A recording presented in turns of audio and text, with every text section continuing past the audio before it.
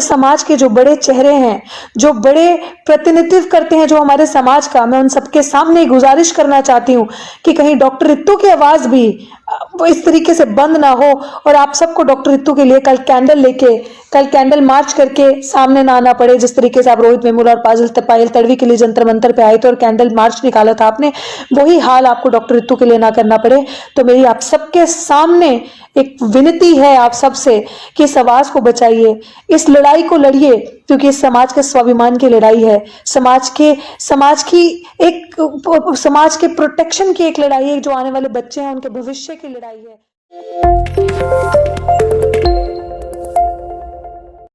मैं doctor Ritu Singh, social activist, जैसे कि आप सब मुझे जानते हैं, असिस्टेंट प्रोफेसर दिल्ली यूनिवर्सिटी। मैंने 2019 में दौलत राम कॉलेज में असिस्टेंट प्रोफेसर के पद पे पढ़ाना शुरू किया था और मैं आज आप सबको इस वीडियो के माध्यम से ये बताना चाह रही हूँ कि मैं एक लड़ाई लड़ रही हूँ पिछले 1.5 साल से। 1 साल हो गया है, 1 साल 4 महीने इस लड़ाई को लड़ते मुझे हो गया है और ये लड़ाई एक मनुवादी प्रिंसिपल के खिलाफ मेरी ये लड़ाई है। और मैंने मनुवादी क्यों कहा? इसलिए कहा क्योंकि इस मनुवादी प्रिंसिपल की हिस्ट्री रही है, इतिहास रहा है। पीड़ित, शोषित, दलित समाज, वंचित समाज के, मिनॉरिटी सेक्शंस के, चाहे वो सिख है चाहे मुस्लिम्स हैं, उनके साथ अत्याचार करने का एक इनका इतिहास रहा है पुराना। और मैं ये ऐसे ही नहीं कह रही, जब मैं ये बात कह रही हूँ तो मैं पूरी जिम्मेदारी से इस बात को कह रही हूँ, क्योंकि इनके इस चीज के सारे पुख्ता सबूत मेरे पास मौजूद हैं कि इनका और उसकी सबूतों के साथ साथ जो इनके इतिहास रहा है इस तरीके से भेदभाव करने का, डिस्क्रिमिनेशन करने का, लोगों को एम्बैरस करने का, इंसल्ट करने का, उनके अगेंस्ट कॉन्स्पिरेसी करके उन लोगों को या तो सिस्टम से बाहर निकाल देना या तो इतना तंग करना, इस चीज के सबूत और उसकी एक जीती जाती एग्जाम्पल आप सबके सामने यहाँ पे इस समय आपके साथ वीडियो में आपसे बात कर रही है। ये यूं ही नहीं हुआ, ये सारी चीजें ऑल ऑफ सडन नहीं आई। जब मैंने कॉलेज ज्वाइन किया इनका, उसके बाद जिस तरीके से इनका व्यवहार मैंने अपने साथ देखा, जिस तरीके से इनकी दिन प्रतिदिन मिसकंडक्ट जो मेरे साथ रहा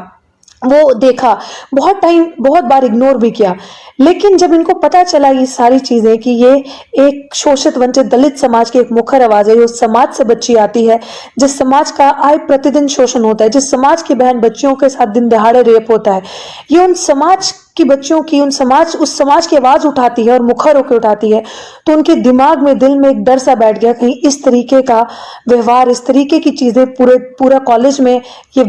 व्यवहार ना आ जाए, पूरे कॉलेज में इसको देख के और भी लोग इसका साथ ना देने लग पड़े और भी लड़कियां और भी बच्चे और भी जो टीचर्स पढ़ा रहे हैं वो इसकी तरह ना हो जाए, प्रोफेसर्स जो पढ़ा रहे हैं वो इसकी तरह ना हो जाए। तो उनके दिल में एक घृणा, एक नफरत मेरे लिए आ गई। जिस तरीके से उन्होंने मेरे साथ बुरा व्यवहार किया, उनसे ये चीज हजम नहीं हुई कि किस तरह से किस समाज की लड़की अच्छे से रहती है, अच्छे से बोलती है, अंग्रेजी बोलती है, अच्छे से पहनती है, खाती है और हमारे साथ कंधे से कंधा मिला के चलती है और हमारी चालाकी बनाई हुई स्ट्रैटेजीज को खुलेआम चैलेंज करती है और समाज की आवाज उठाती है। तो उन्होंने मुझे टारगेट इस कदर किया कि मेरा फाइनेंशियल बॉयकॉट किया। वो कैसे? कि मेरी नौकरी छीन ली। और मेरी नौकरी, सच माने मैं अपने समाज से आज ये बात कहना चाहती हूँ कि मुझे कोई मलाल नहीं है इस चीज का कि मेरी नौकरी चली गई, क्योंकि मलाल तब होता मेरे पास ऑप्शन था, दलाली का, गुलामी का रास्ता था बहुत आसान। बहुत इस तरीके की रास्ते में चीजें आई जहां पे सबने कहा कि चुप करके नौकरी कर लो, क्या दिक्कत है, क्यों बोल रही हो, शांत हो जाओ, मत बोलो भी कुछ टाइम। सबने ये चीज समझाने की कोशिश करी कि ठीक है, क्या हो गया, इतना क्रिटिसाइज मत करो। लेकिन मुझे ऐसा लगा कि अगर ये आवाज दब गई, अगर ये आवाज चुप हो गई, तो अपने समाज के पता नहीं ऐसे न जाने कितने हजारों बच्चे होंगे। अभी भी आपने देखा केरल में एक लेटेस्ट घटना चल रही है, एक बच्ची भूख हड़ताल पे बैठी है, जिस बच्ची की स्कॉलरशिप नहीं मिल रही, दलित समाज की वो बच्ची है। इस तरीके से बहुत सारे बच्चे हमारे इस तरीके हैं जिनकी आवाज को बंद कर दिया जाता है, जिनके हकों का हनन होता है। और वही एक लाइव एग्जाम्पल, लिव्ड एग्जाम्पल आप सबके सामने थी, रोहित वेमुला और पायल तड़वी। तो वो दुखद घटना से शायद अभी हम उबर नहीं पाए, अभी भी उन बच्चों को इंसाफ नहीं मिला है हमारे समाज के। वही एक मिसाल आप सबके सामने बैठी है। तो मैं अपने समाज के जो बड़े चेहरे हैं, जो बड़े प्रतिनिधित्व करते हैं जो हमारे समाज का, मैं उन सबके सामने गुजारिश करना चाहती हूँ कि कहीं डॉक्टर रित्तू की आवाज भी वो इस तरीके से बंद ना हो, और आप सबको डॉक्टर रितु के लिए कल कैंडल मार्च करके सामने ना आना पड़े। जिस तरीके से आप रोहित वेमुला और पायल तड़वी के लिए जंतर मंतर पे आए थे और कैंडल मार्च निकाला था आपने, वही हाल आपको डॉक्टर रितु के लिए ना करना पड़े। तो मेरी आप सबके सामने एक विनती है आप सबसे कि इस आवाज को बचाइए, इस लड़ाई को लड़िए, क्योंकि इस समाज के स्वाभिमान की लड़ाई है, समाज के प्रोटेक्शन की एक लड़ाई है, जो आने वाले बच्चे हैं उनके भविष्य की लड़ाई है। उन सबके भविष्य को आप प्रोटेक्ट कर सकते हैं, क्योंकि अगर सावित्रीबाई फुले ने ये रास्ता चुना होता दलाली और गुलामी का, तो आज डॉक्टर रितु के मुंह में जुबान ना होती, आज डॉक्टर रितु शिक्षित ना होती और अपने हकों को समझती ना। अगर बाबा साहिब ने चुप्पी का रास्ता चुना होता, गुलामी का रास्ता चुना होता, और डॉक्टर बाबा साहेब भीमराव अम्बेडकर ना बनते, और उनकी वजह से आज ये मुंह में जुबान ना आती और ये अपने हक हुकूक की लड़ाई समझ ना आती। तो यहाँ पे दिल्ली विश्वविद्यालय में आई हूँ, पढ़ी हूँ, लिखी हूँ, अपने हकों को समझा है, और बहुत सारी ऐसी महिलाएं हैं जो दिन प्रतिदिन मुझे बच्चियां मैसेज करती रहती हैं कि आप हमारा हौसला, आप हमारी हिम्मत है। लेकिन इस हिम्मत को, इस हौसले को आप सब टूटने ना दें। तो मेरे समाज के हर उस बच्चे से, हर उस बुजुर्ग से, हर उस बड़े से, हर उस पढ़े लिखे तबके से ये मेरी हाथ जोड़कर विनती है, क्योंकि इस आवाज की कहीं सुनवाई नहीं हो रही, कोर्ट में भी सुनवाई नहीं हो रही, क्योंकि कोर्ट भी जो फैसला सुना रहा है वो एक तरफ का पक्ष का फैसला सुना रहा है। कोर्ट मेरे पास जो पुख्ता सबूत मौजूद हैं, जो मेरे खिलाफ कॉन्स्पिरेसी हुई है, उस सारी चीजों के एक सवाल के जवाब के सबूत मेरे पास हैं।